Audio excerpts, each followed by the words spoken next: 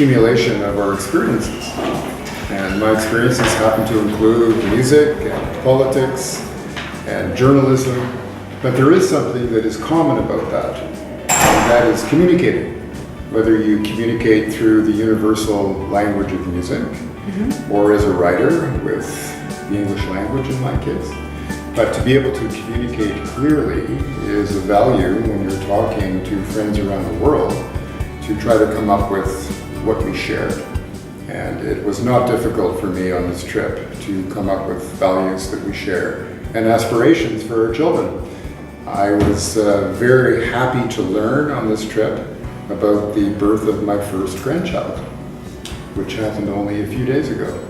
Well, why are we doing all of this? We're doing all of this for our children and our grandchildren and young people who don't have children and grandchildren.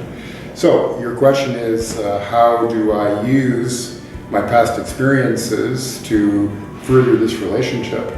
By finding common ground and by looking for ways where we can move together.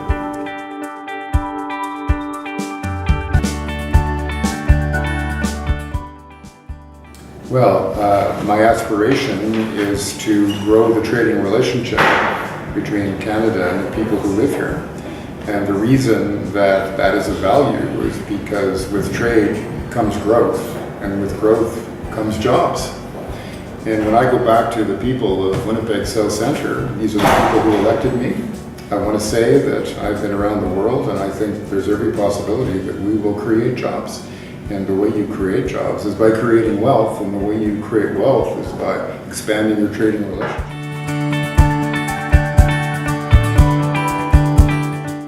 That people want more trade with Canada, and that people want to be fully taken with their potential and their aspirations. And they see Canada as a place where they want to do business because in part of personal relationships. My grocer, and where I buy groceries in Winnipeg 3 times a week when I'm home, is a Palestinian who comes here often. Well, that matters more than a little bit, because when you develop trusting relationships with people in your own neighborhood and your own community, you can see potential that you wouldn't otherwise see.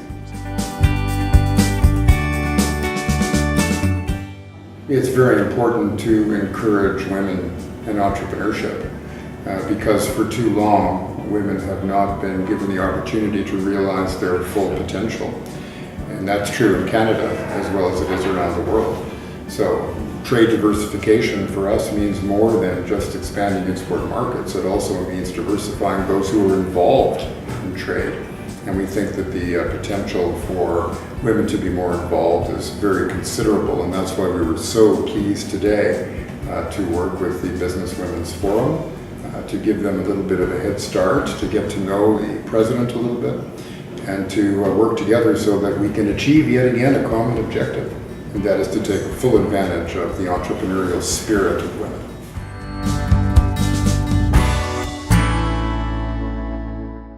I think that the Business Council will spend a lot of time and energy putting together a group of people who want to strengthen ties with Canada, who have an understanding of the Canadian economy, and that the two-way trade can grow. And it grows when you have people who have concentrated effort to achieve these goals. And we know that it's long past time for a council to be created. We're very glad to have announced it today. And we, of course, will work very closely with members of the council to make sure that they maximize their potential.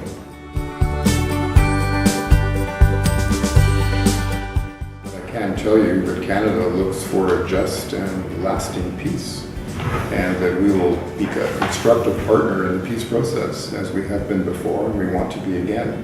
But the leadership will not come from Canada or from other countries. The leadership has to come from people who are here, who are most affected by it. And Canada will be a constructive partner, and we will add value wherever we're asked to do so.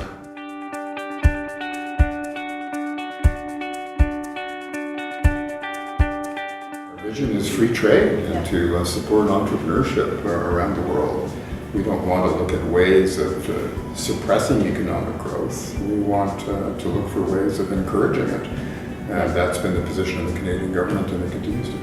They're perfectly entitled to try to raise awareness and the position of the government of Canada that we don't think it's helpful. And there is a resolution, in fact, of the Parliament of Canada. So that's the position not only of the government, but also of the Parliament of Canada. Of course, we believe in freedom of expression. We believe that people have every right to express their point of view, as the Canadian government has a right to express its.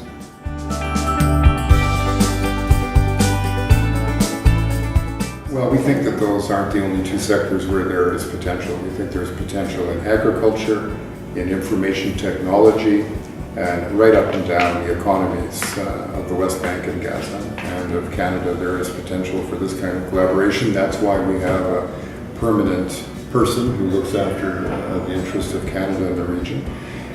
We will encourage sectoral conversations where we think it's appropriate and where we think that there is something to be gained from all involved. So I wouldn't want to isolate one or two sectors of the economy. We heard from people over lunch today, and there was a very long list of what they believe to be potential avenues of growth. So I would see it as economy-wide, and we'll take the opportunities where they present themselves.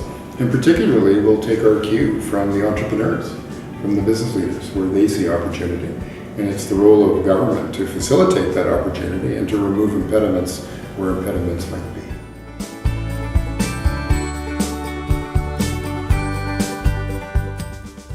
I'm here.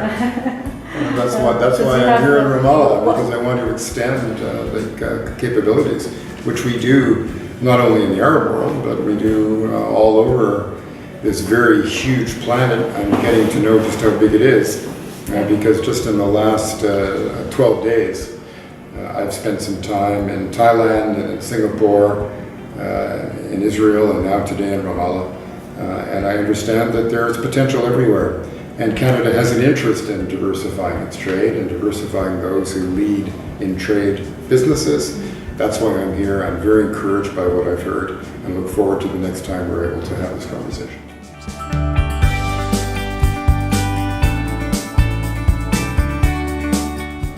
We have every interest in de-escalating the conversation between Canada and Saudi Arabia. We're very encouraged by the decision to allow students to stay longer in Canada, by the expressions of the Minister of Energy that there'll be no impact on the flow of resources to Canada. And we continue to have these conversations, but we also continue to make the point that Canada will always assert its values, and where we see human rights abuses, we'll point them out.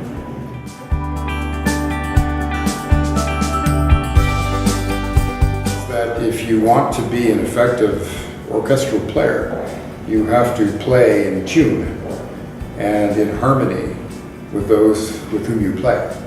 And if you don't, then it's dissonant, it's not pleasing to the ear, and they won't come back to the next concert. So it's a lesson in collaboration, and it's a very good metaphor for what we hope to accomplish, to collaborate and to make sure that the result is harmonious for everybody playing.